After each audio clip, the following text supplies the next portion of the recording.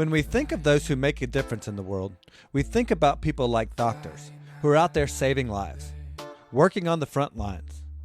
But in reality, all of us have the opportunity to make an impact with everything that we do. Even just doing little things well, each of us can make a difference to someone. You don't have to literally save a life to save someone's life, or just make a difference in their day. Just putting yourself out there can inspire or motivate others. They may in turn do the same. Jen Gardiner originally thought the best way that she would make an impact was to be a pediatric physician. But despite her best laid plans, life had much more in store. Turns out, Jennifer's calling came about through cake decorating. And that entrepreneurial journey created many spin-off opportunities. While the business was incredibly successful, it did not feel socially impactful. But it was definitely making an impact. It created a huge online audience and thousands of fans. It led to writing and TV opportunities, which re-exposed Jen to the acting bug. Igniting her passion from her days in the theater, Jen now has regular acting opportunities and some big roles coming up. And now this latest career path may give her the chance to make the biggest difference so far. There's not much that this mother of five can't do. Jen explains digital marketing, SEO, and how we're all made for more. Learn how to make a difference with Jen Gardiner. This episode is brought to you by Atlantic Custom Group. Atlantic Custom Group specializes in the unique and inspiring. For all your home repair and improvement needs, from custom libraries and millwork to tree houses and off-grid structures, Atlantic Custom Group can do it all. Renovate your kitchen, remodel your basement, or reinvent your entire home with Atlantic Custom Group. Call now for an appointment. 770-827-7591. Atlantic Custom Group, official sponsor of the Extraordinary Podcast. Well, this is the Extraordinary Podcast, and my guest today is Jennifer Gardiner. Nice to see you again. How's it going, Jen? Good. How are you? Part 2, right? Part 2, round 2.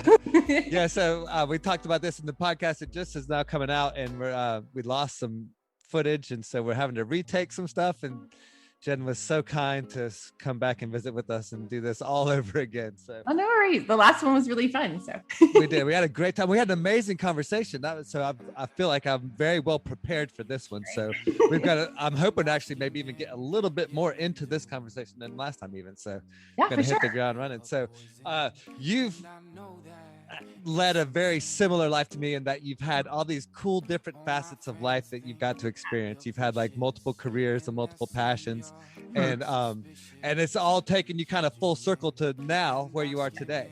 I was trying to think about which one is the best one to jump into first. And I kind of was thinking maybe we'll just kind of start from the beginning when you were in school and trying to figure some things out. And you were like most kids, as you're coming up, you have that, I'm going to be a doctor, I'm going to be a lawyer, and all these kind of generic professions, if you will. And so you started off in the career of wanting to kind of go that doctor route or something in the medical field, right? Yeah. So in grade school, my Uncle Ross, he was a family physician, and he got me really interested in becoming a doctor. So I spent all of my school years wanting to be a doctor. I was that nerd that would sit on the living room couch and pull out the medical encyclopedia and start like looking through different diseases and stuff. Although I was also equal parts like artist and soccer person. So like sports person, creativity, artistic person, plus science nerd. So I was like a third of each.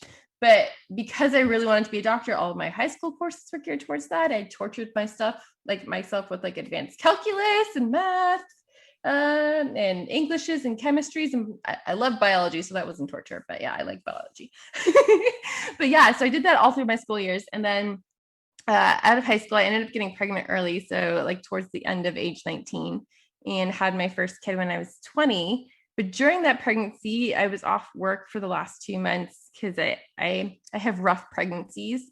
And we were in a Michael's craft store, my mom and I, and at the cash register, they had this like course schedule. And we thought it might be fun to take a cake decorating course for something to do.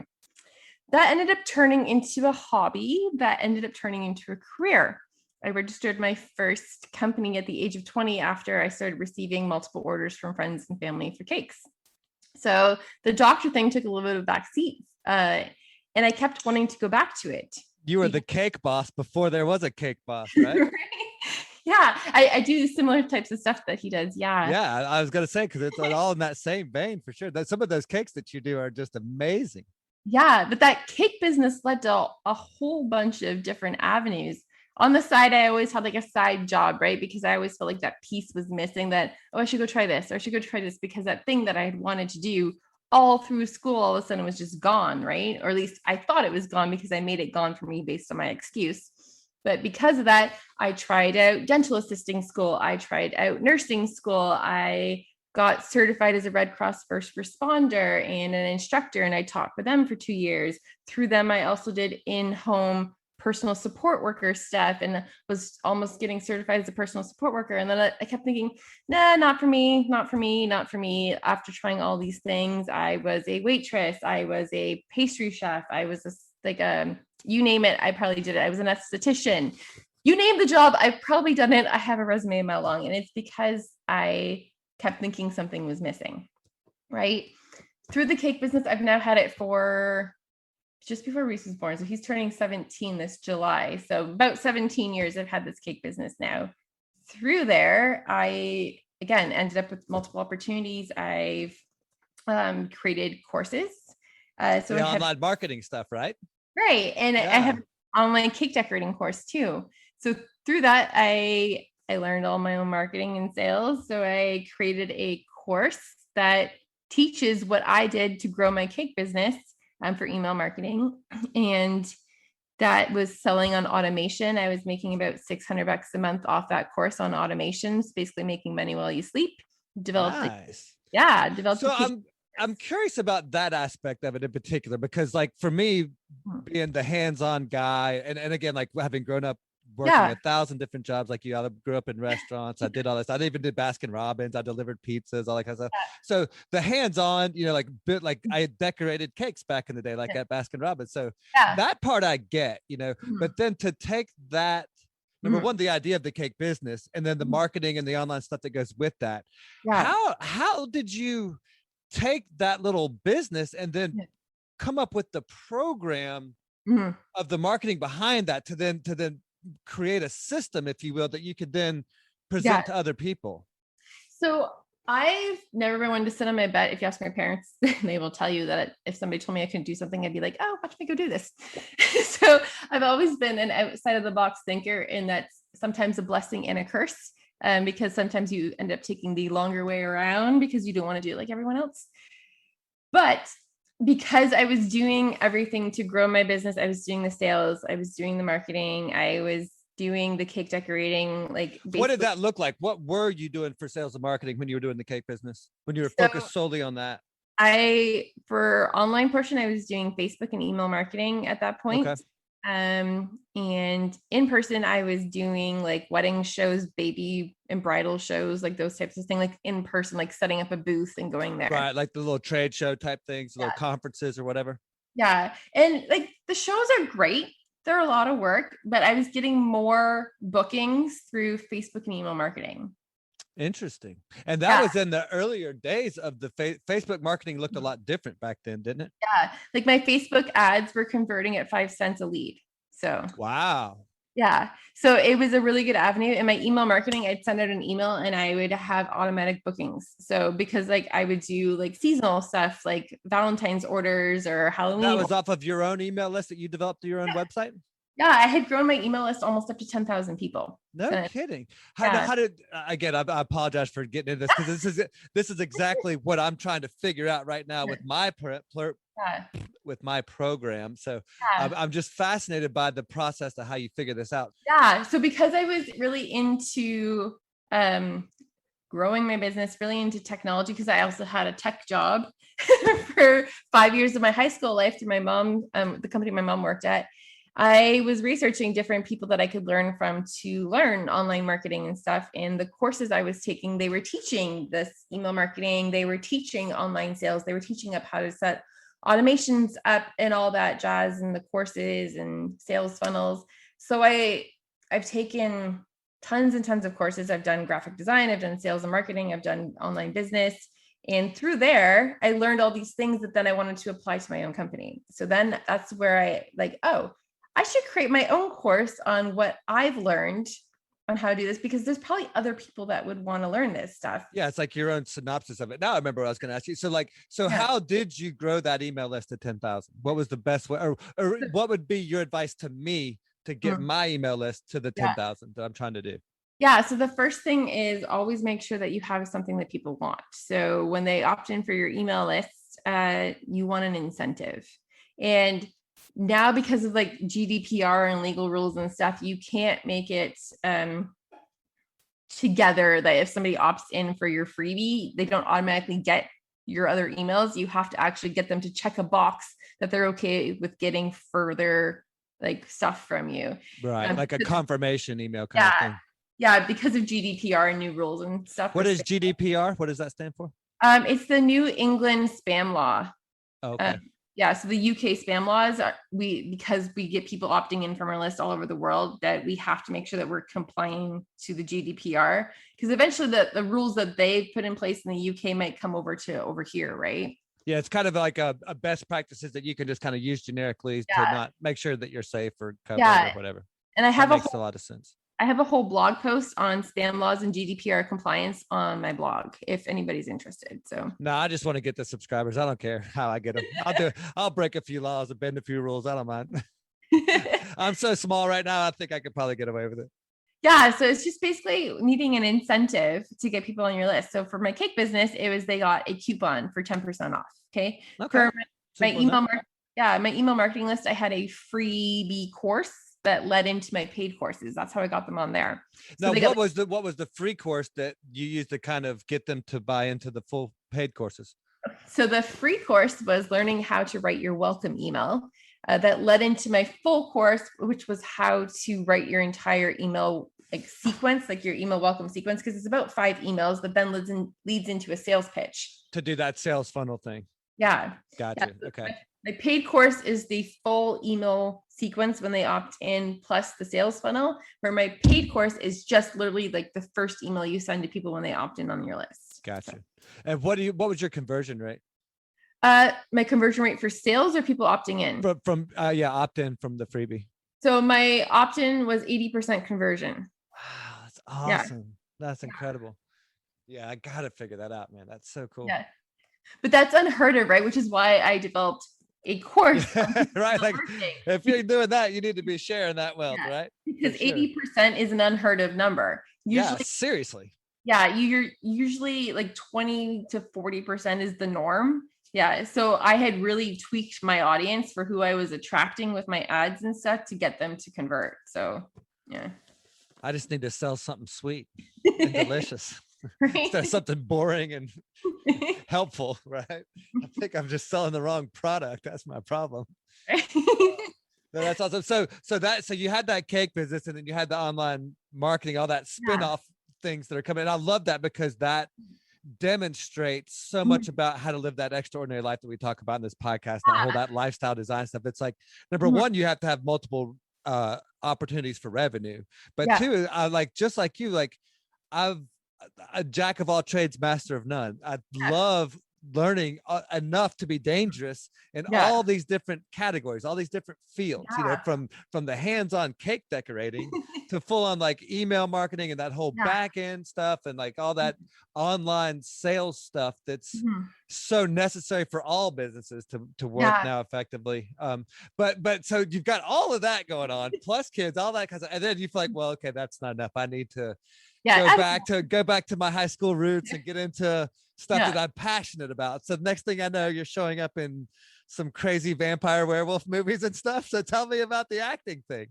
So that all stemmed from the cake business too, surprisingly, right? Everything happens for a reason. I'm a true believer in that. So first, the cake business developed, the marketing business developed. Like I was writing articles for Roar magazine. I wrote, I think, 2 for them. And then I got, which are essentially blog posts, right?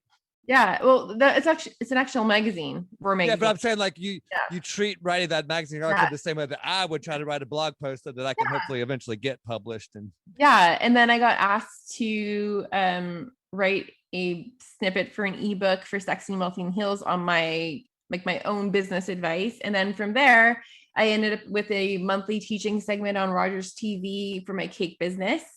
And they asked now, me, what did that look like? Were you like literally like teaching people how to decorate in the whole 9 yards? yeah, so it was about a 7-minute segment once a month, sometimes twice a month, depending on if they needed to fill extra spots. But I did that for a year. Yeah. And I've been That's teaching amazing.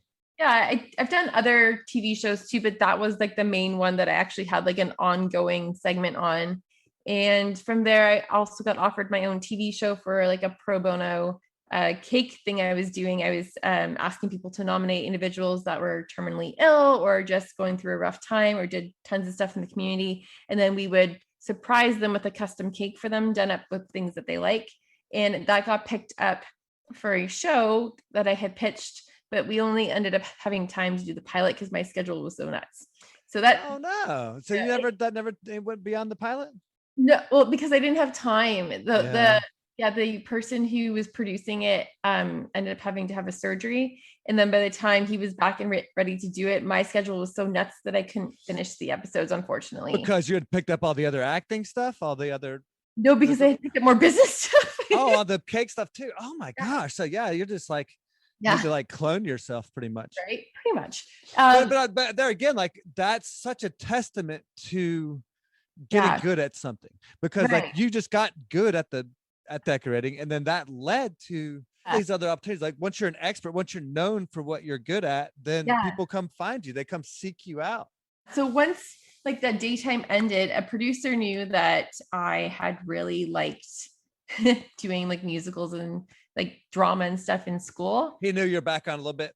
Yeah. And so they suggested, they had seen this show that was looking for actors in Hamilton for a TV show, and suggested I go try out for it. So I went for some coaching on that audition. So I submitted myself first, and then I went for some coaching on the audition because they asked for me to come in for an audition. Yeah, and I brush up and kind of polish up and everything. Yeah, sure. And then I ended up booking one of the leads on that show, which is I Terrorist, which we're actually starting to film this year. It's been put off a little bit because of the pandemic. And from that audition, because I booked that role, then Alan asked me, who's the director, producer, and creator of that show, asked me to audition for the lead for the Vampire series, which is actually coming out this fall. So I landed Madwena, which wasn't the lead, but it's like a supporting recurring role, which is amazing. And that's Martyrs, right? Yeah, that's Martyrs Chronicles of the Blood. So that comes out this fall. Which Chronicles of the Blood. The Chronicles of the Blood. It's based off a book series that Alan wrote. So that was like my first 2 gigs that I landed. I'm like, oh, I could actually make this a thing. And I started getting on set, and I really enjoyed it. I did some background acting for a while. Didn't really like the background stuff. Because you just basically sit around all day. I prefer stand around. Yeah. I like the supporting roles or the lead roles because you get to do tons of stuff and get to be creative. So I ended up taking acting classes after that, and it developed into another career, and it filled that void, because now I'm looking at it so I wanted to be a doctor because I wanted to make a big difference in this world. And I think that's why that there was a hole for so long, because every other career that I touched, I'm like, how can I use this to make a big difference in the world? Right. So like I would feel as purposeful as being the doctor. Huh. Yeah. Like the cake business, I had like a little thing with the pro bono cakes and stuff, but it wasn't like to the extent that I had pictured. You're not saving lives in theory, right? Yeah. So with acting, you can actually use your career to actually make a huge impact in the world. I've seen tons of actors start companies, like Kristen Bell has started This Saves Lives, which is helping end world hunger. Chris Evans started A Starting Point, which is helping educate people on both sides of the spectrum for politics, right? So they're making a difference in the world through their careers. And that's ideally where I would like to get to, a place in my career where I can actually use my funds, use my notability to make a larger impact in the world on things like world hunger, on things like cancer, on things like ending homelessness. Like, so now that void, I get to be creative I love my job and I get to have an impact that I was hoping to have from when I was a little girl. So.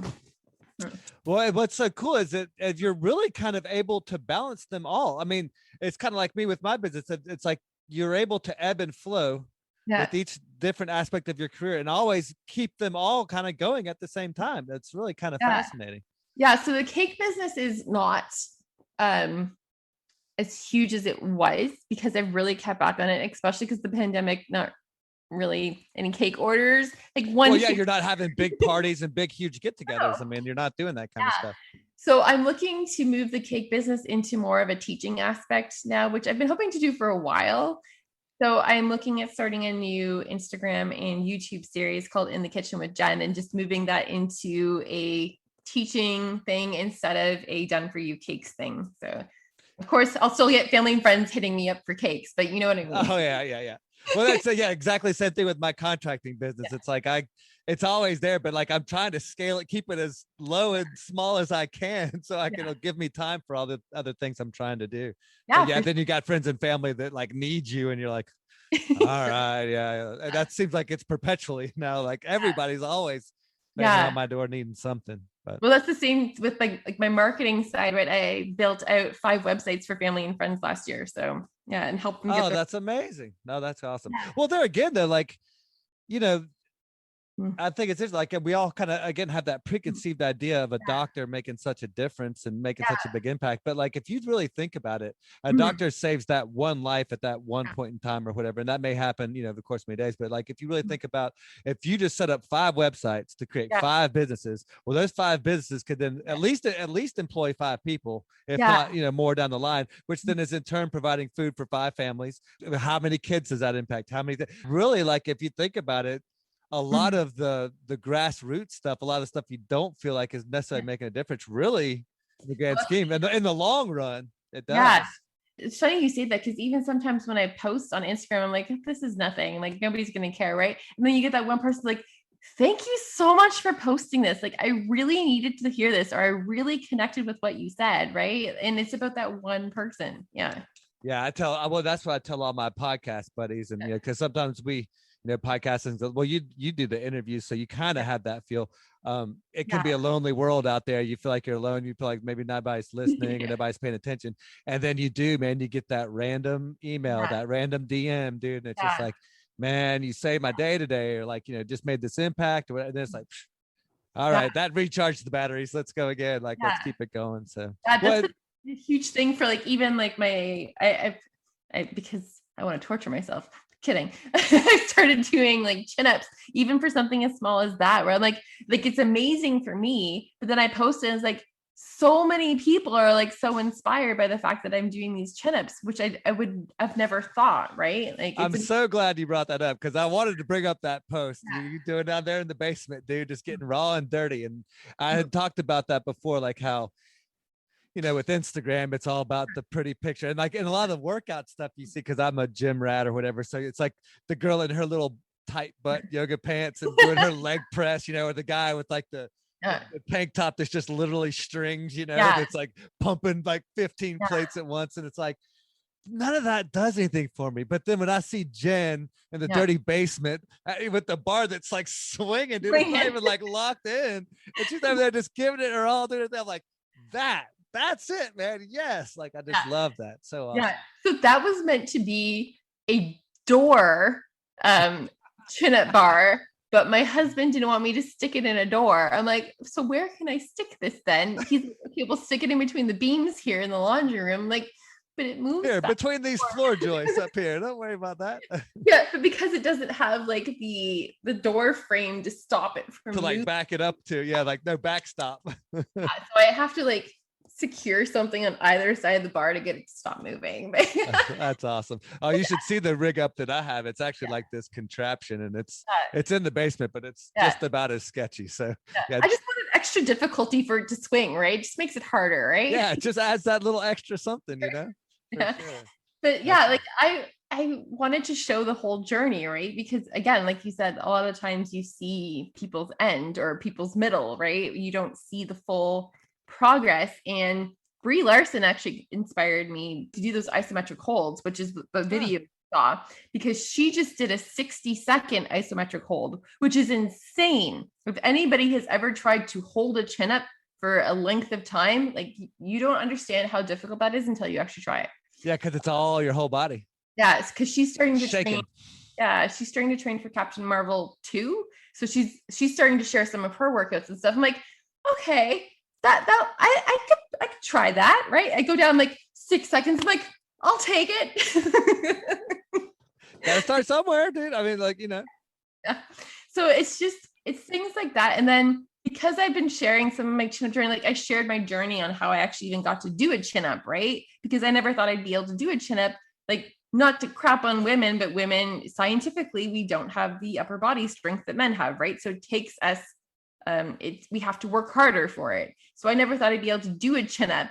And then all of a sudden I got my first one and I got that on video and I was so freaking excited about it. And then I start to add in more chin ups. And then now I'm adding in ways to get stronger with them because I'm a crazy person and want to take on the Murph challenge next year. So. Awesome. Yeah, we're actually talking about doing the Murph challenge this year. Actually, we were just talking with my buddies about it. Yeah. My buddy down the street holds the record. So we're going to, like, oh, wow. We've been talking some smack that I'm going to try to beat him. So we'll see how that's awesome. He's like wannabe bodybuilder. So the chances are not good, but it's fun to show up. Yeah, the only thing that was preventing me from doing it this year is, like, I can't do 100 chin-ups this year. Like, everything else I could probably work through. You said you could do one, right? I can do one. It's you have to do 100 for the challenge. Right. So you do one, you wait an hour. Yeah, do another one. Do another, like 10 days later, 10 minutes. You'll get there. Well, I love that concept. And I talk about that in a lot of my programs. It's like how you just do just that little bit more. You can't conquer Rome in a day. You can't figure everything out. You're not going to turn into a supermodel overnight. But what you can do is you can put that chin-up bar down in the basement. You're not going to get the 60 seconds, but you get 6. Yes.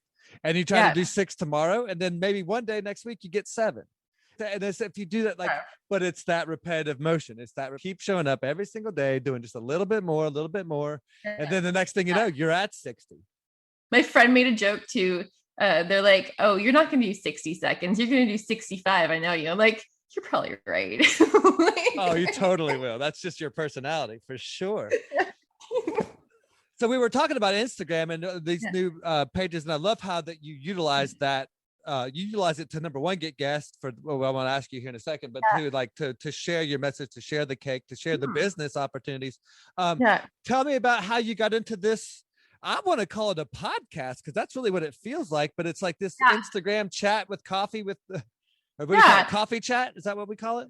Yeah, I called it coffee chat when I don't even drink coffee. It's weird. I know. Well, what are you drinking? It looked like coffee. Was that like Four Sigmata or something? Oh, so this week I actually poured myself a coffee for this week. I'm like, I was gonna say I watched the one but I watched another one too from last week, and it looked like you had real coffee in there. Coffee upsets my stomach, so I don't drink it. But I'm not a big coffee drinker either, for what it's worth. I figure it's like episode 16. Maybe I should drink one coffee on one coffee chat since I named it coffee chat. If you're gonna call it that, I mean, you know. And then I drank it. I'm like, no, not for me. But on that note, I still want to talk about that. But talking about coffee, have you tried that Four Sigmatica, the mushroom coffee, or any of that, the mushroom stuff? No, I haven't. So it's the acids in the coffee that upset my stomach. Yeah. Obviously the lion's mane, it's all mushrooms. It's not like real coffee at all. I'll send you some stuff on it. It's pretty good stuff. Pretty interesting. Yeah, for sure. So this Instagram live series, it was a whim. I was talking to my best friend and like, how can I make an impact during this pandemic? Because that's what I'm always looking for, right? Like, how can I help people? How can I make an impact? And I was talking to her, I'm like, I know so many incredible people that don't get enough exposure, that don't get enough credit. And I don't have a huge platform. Like, I think I'm sitting at like 11,400 people right now, but I have enough of a platform that 10,000 more than I got and change. But I figured I had enough of a platform to make it worthwhile for people to come on and talk, right? So I told Liam, like, I should start an Instagram live series, even though like lives freak me out going back to when I was on TV, because the first part of that TV show, they actually, for the first half of it, were doing it live, and then eventually they switched to pre-taped. So yeah, I was not on account of your acting, I hope. no. So it was crazy trying to fit a kid's teaching into 7 minutes on live. For sure. Yeah. We're not being able to edit. Yeah. The joy of editing, believe me, I know. Right. So I decided to start that series to help people. And within like a day, I had implemented it. And then I started asking people that I knew that I thought were incredible, that if they wanted to come on and chat with me. And so many people took me up on it and are still taking me up. And I'm like, okay. So by like end of season 1, I'll have like done 22 coffee chats, which is like, I didn't even think one person was going to come on and talk to me. I'm like, okay, this is really cool.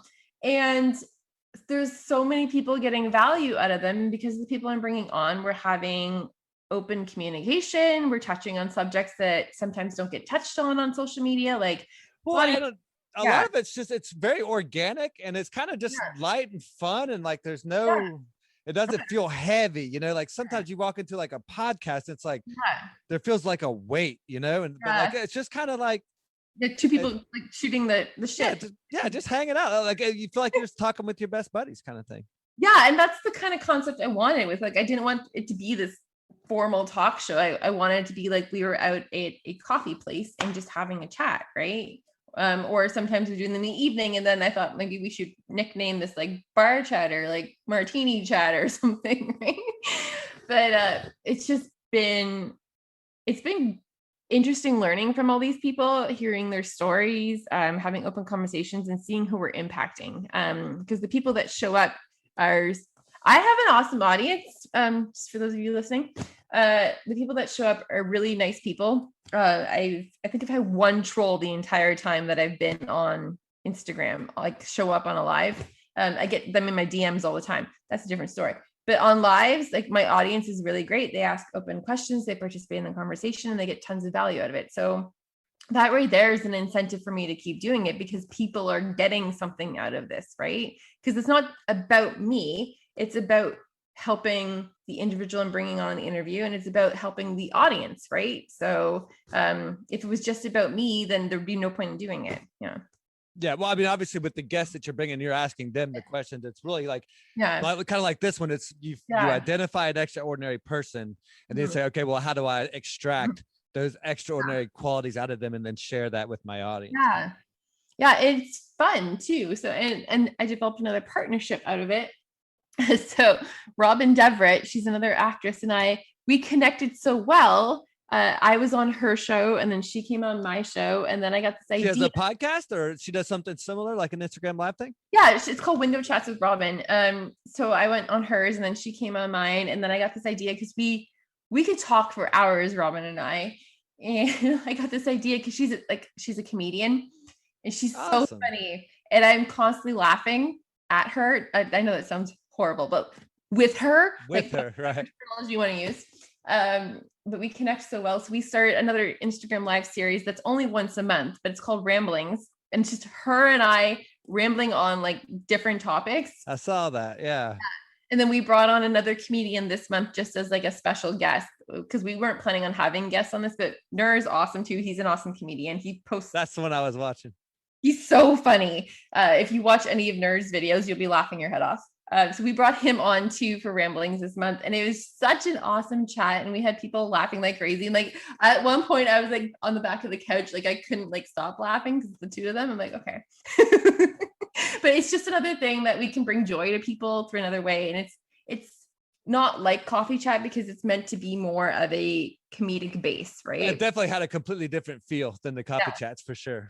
Yeah. It's still us just shooting the shit, but in a comedic way. So. Yeah. But I like that though. I mean, so is that kind of where you envision this thing going? Like having a bunch of that kind of stuff going on, or? No, I never envisioned myself to be a host on a talk show. No, never. So like if everything goes according to plan, what does 10 years look like for you? I don't know. Like at one point, I'm talking to my best friend, like, I don't know how long I'm going to continue this. She's like, oh, really? Because it's going like so well. I'm like, yeah, I never thought that this would be like an ongoing thing. Right. But I keep getting people that want to come on and talk. So I'm like, okay, so this might just become an ongoing thing. I might maybe lessen the amount of them depending on my schedule. Right. Because if like things open back up again. You got to keep the balance. Yeah. But maybe if like it opens back up again and I get busy with acting and kids activities again, then maybe I move to twice a month. Right. But as long as people want to come in and talk, I'll keep doing it. And then I repurpose them. So I put them on YouTube and Vimeo, and I take snippets of them to share on Twitter. And eventually I'm going to be doing it on TikTok too, but you have to find like the right snippet for like some of these platforms. TikTok, you can only get like 60 seconds in or whatever. Yeah. So it's got to be it's more like a snippet kind of thing. Yeah, so it's just repurposing them, and then I'm behind on creating the blog posts. But the idea is welcome to the club, right? That everything then gets combined into one blog post on my website to help gain them extra exposure. If somebody was to search their name, then they come up with this, and then there's their bio, there's the interview, there's the Spotify audio for the podcast. So yeah, that's brilliant. I love that. That's so smart. Yeah. So that's the idea with it. It was to help these people get more exposure with it, because I've done really, not to like toot my own horn, but I've done a great job of SEO for my own website. I've put in so many hours doing that. So when people search for their name, they actually do come up on my website. So yeah. Okay. So you just brought up SEO. So I'm going to nerd out on you a little bit. Neil Patel. Yeah. Do you know him? Yeah, I do. I don't know because he's like the SEO king of the world or the universe or whatever. And I was watching, I don't remember which chat it was I was watching, but you were mentioning people that were asking questions or whatever in the chat, and he came up and you said, "Oh, hey, Neil Patel says what?" I was like, "Wait a second, is that the SEO Neil Patel? Really?" No kidding. So what was the biggest thing you learned from him, maybe specifically in SEO that maybe I could apply to making my website more searchable and effective? It's just so Squarespace, the platform I use, is already great for SEO to begin with, because they help walk you through all that stuff. So that if I'm not on Squarespace, I should shut down my Wix account and switch over to Squarespace. Is that not necessarily your best advice? No. If you're not on Squarespace and your website's not automatically optimized for SEO, then still, and not to say that you don't have to do work on Squarespace, because I still did. Then it's a matter of making sure that you're keyword friendly. So, and having that keyword repeated throughout your website.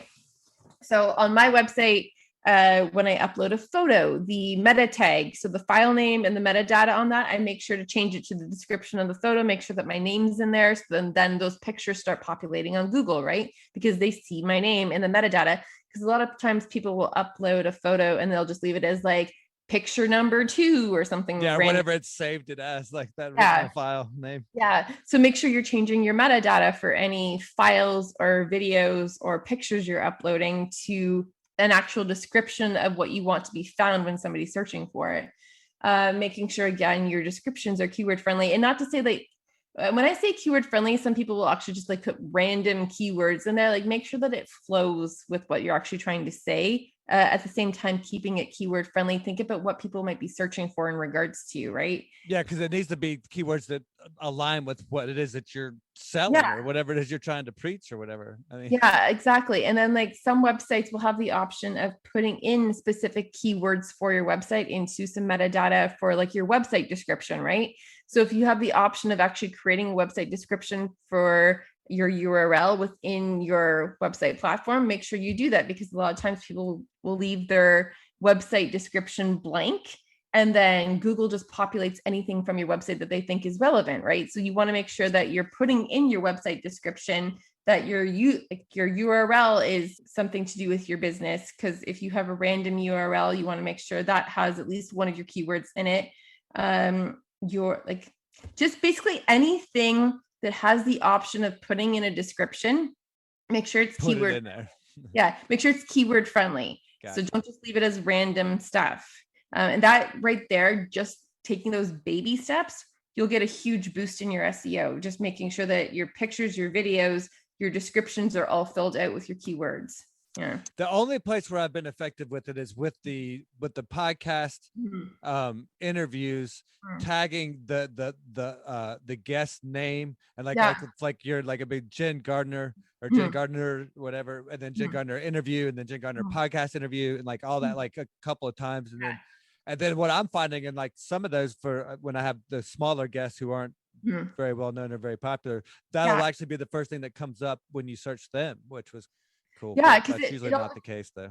No, it all depends on how much information is about the person online, right? Right, So like how much data is out there, kind of deal.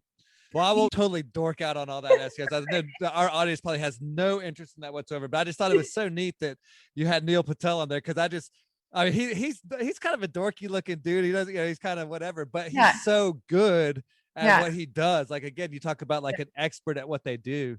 Yeah. He's a fascinating guy. But yeah, I know he did come up in one of the conversations because somebody I had on was an entrepreneur. So yeah, he got brought up. Yeah. Well, so let me ask you this. So if you had your druthers, if you had to, I don't want to say if you had to choose, because I'm a huge believer in doing multiple facets and having multiple income streams, first of all, but things that you're interested in that keep you going. What would your primary source of revenue and all that kind of be? Would you prefer to just do acting? Would you prefer to see this interview thing kind of take off? Or if it were up to you, what would you want it to be? Well, I like the interview thing, but it isn't like the thing that drives me. That turn your crank? I love doing them. I love chatting with people, but I don't see it right now as a profession, if that makes sense. The acting, the creativity of the acting, that lights me up. And the knowing that through acting, I can actually progress to a point in my career that I could actually maybe eventually be a host down the road, but I could make an impact. That lights me up. But sometimes things walk into your life that you don't think are so great right now, but then eventually down the road, like, oh, this turned into that, right? So really, I think for you, it's kind of like, it doesn't really matter. It's whatever makes the biggest impact, whatever gives you the biggest opportunity to make an impact. Yeah. And this whole, that's beautiful, man. Yeah. This whole Instagram thing, again, was to help other people, right? It wasn't necessarily about me. So it's making some form of an impact. But I still want to go down a road where I can make an even bigger impact. So yeah. That's pretty incredible. And then you're also making an impact being a mom with 3 kids. I mean, so let's talk about that. Oh, you have 5? Yeah, I have 5. Oh, me too. Oh, that's awesome. I forget. I should have already known that. So again, we have got way too much in common. We both started early. I had my first one at 21, and we both have 5 kids, and my youngest is only 4. So like at one point in time, I was paying college tuition and diapers at the same time, and that is not fun. Let me tell you. Yeah. So my oldest is turning 17 this year, and my youngest will be turning 5. So awesome. Yeah. So how you like dealing with those teenagers? So I don't want to like crap on them. Like, okay, they're the typical. That's okay. They're not going to listen anyway. Oh, they do. They hop on. Do they? Nice. Yeah. You'll see my kids pop into my Instagram lives. They're great kids. They have their typical teenage moments where they're like, you want to bang your head against a wall because they're teenagers, right? They're learning, they're growing. But the other 80% of the time, they're awesome kids. They help me like crazy. I don't know what I'd do without them. So no, I love having a big family, and I love having little rugrats running around all the time. I wouldn't have it any other way. Yeah. That's where I'm most comfortable. Yeah. Like when I have interviews like this, if my husband's at work, like my oldest 2 will babysit, right? Or like my other younger 2 who aren't necessarily babysitters. So like my 11-year-old and my 13-year-old who don't usually babysit, they will still watch Tyler for me if I'm busy, right? And try and entertain him. They help make meals, they help with laundry, they help with the dog because we have a dog. Well, they should, right? Yeah. So like raising them right. They're great kids, right? But again, like you and I have moments where we're not so great with, like, everybody has moments, right? So you can't just be like, oh, they're teenagers. Like they have their moments, they're growing, they're adjusting, they're dealing with hormones that you and I don't have to deal with anymore. And they're great kids. So yeah. I think we can all be more patient and understanding with our kids. But what I find so fascinating is like once they turn into teenagers, like everything that worked up to that point no longer works. Like so I look at it as like you got to lay all that groundwork on the front side, get all the lessons, all the because before they're teenagers, they'll listen to you. Yeah. They'll appreciate what you're telling them to a certain extent, you know, and take it to heart. But once they turn to teenagers, whatever you tell them, they're gonna do the opposite. So like that whole idea of like I'm gonna teach you a lesson or I'm gonna tell you how to do something, that doesn't work anymore. So you gotta like you got to rely on other people a lot. I think that was one of the biggest things that I was so grateful for, is having other men, other parents, other, people in their lives that could make an impact. Crazy. Hey, as long as they don't end up in prison or in jail, I figured I'm doing all right. As long as they're still breathing and upright, I'm doing all right. I got 2 out of the house so far, so 2 out of 3, I'm good to go. So, but I figured there'll be one that just wreaks havoc at some point. I know. So, but we talked a lot about purpose and about like having. Like, I think so much about a lot of your decision making, a lot of your career path has been based on having that bigger purpose. Do you have like a charity or a cause that you're driven towards, or that's like your primary focus, or is it just you just want to be out there making a difference kind of thing? I'm really driven towards helping deal with the world hunger issues and the homelessness issues right now. Just because I see it happening so much in my own community. So those are like my 2 big focuses right now. So that's why I love Kristen Bell's company, This Saves Lives, because like not only did you get to purchase a yummy like protein bar or granola bar, for each one that you purchase, they send life-saving nutrition to a kid in need all across the world. So that's a company I support a lot. I've been supporting the food bank during this pandemic. The Giving Keys, they're another awesome organization. They help employ homeless people to get them out of homelessness. So they make jewelry and stuff. That one's very based in the States. So like companies like that. So I'm starting small, but small is better than nothing. Well, I like the idea of starting local. Yeah. Because everybody's like, we all want to like, save the world or save the planet and all that stuff. But like, there's so much stuff going on in our own backyard. Yeah. And for me, like I interviewed this one guy and he's always like, you need to break out your checkbook and you need to be sending money. And yeah, I mean, obviously every charity could all use money and more money. They never have enough. But for me, like the real impact is when you serve and when you show up. And when you volunteer and when you put in the effort, because like, that's where like you see it, you make the connection. It's not just like writing a check and sticking it in the mail and like feeling good about yourself for the day or whatever. It's like, you're going out there. Like I've got a buddy who has a charity here in Atlanta called Hope Through Soap. And they do showers and haircuts and all that, but they also feed everybody. And like, I just go down there and hang out. Like, I don't go down there with an agenda. I don't go down there with a cause. I just go down there to just be. Yeah, because when I first started going, I was like, okay, well, what do you need me to cook? What do you need me to clean? What do you need me to like? I need something to do. He's like, I don't need you to do anything. It's like, you want to be here, but I don't need you to do anything. Just show up. That was a real eye-opening experience for me.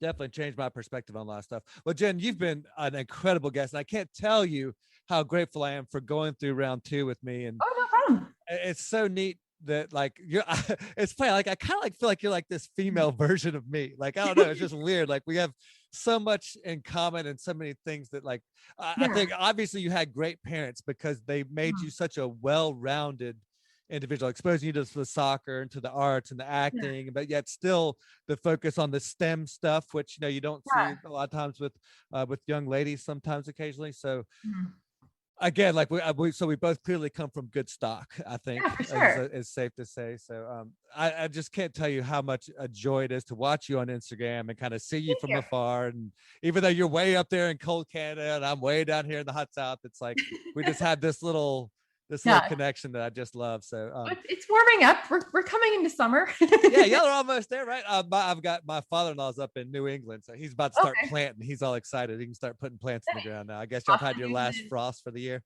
Like Boston area, or well, outside of there, but Massachusetts, nice. But anyway, yeah. So all right, so real quick, tell everybody where they can find you, and I'll have a couple of questions to wrap up with. Yeah, for sure. So my main social media focus is Instagram. So you can always find me on Instagram at Real Jen and then Gardiner. So Gardiner. I know the second most famous Jen Gardiner out there, right? the Canadian one. And then I'm the same username across all profiles, like all like social media profiles, except for YouTube, because YouTube, they take whatever name of your channel and they plug it in.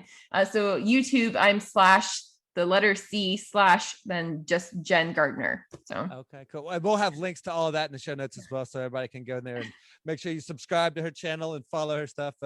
Those conversations are amazing. I love them. All right, so as we wrap up, if you had a billboard for all the world to see, what would you put on it? And then last but not least, what's your favorite item under $100 that you could not live without, that you like to use like on a regular everyday basis kind of thing? So my billboard, probably made for more. That's sort of my slogan for myself. Made for more. I like that. Where'd that come from?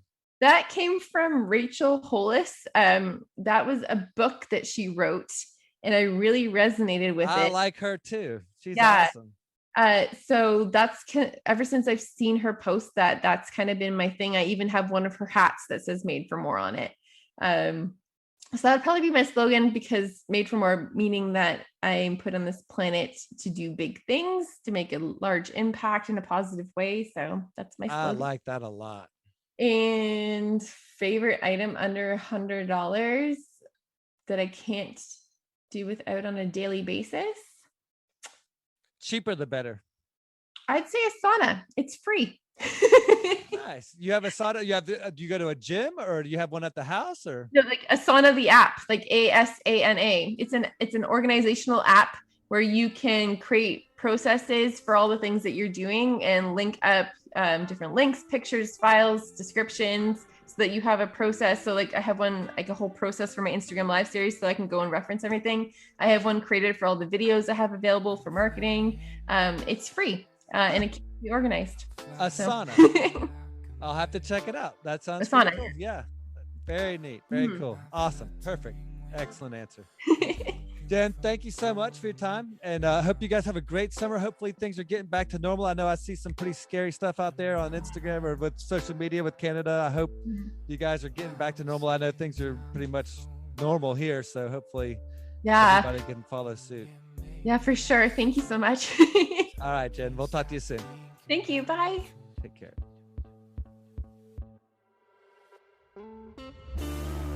This episode is brought to you by Atlantic Custom Group. Atlantic Custom Group specializes in the unique and inspiring. For all your home repair and improvement needs, from custom libraries and millwork to tree houses and off-grid structures, Atlantic Custom Group can do it all. Renovate your kitchen, remodel your basement, or reinvent your entire home with Atlantic Custom Group. Call now for an appointment. 770-827-7591. Atlantic Custom Group, official sponsor of the Extraordinary Podcast. So you're still here. Wow. Thanks for sticking around. So, what'd you think? What did I miss? What would you like to know more about?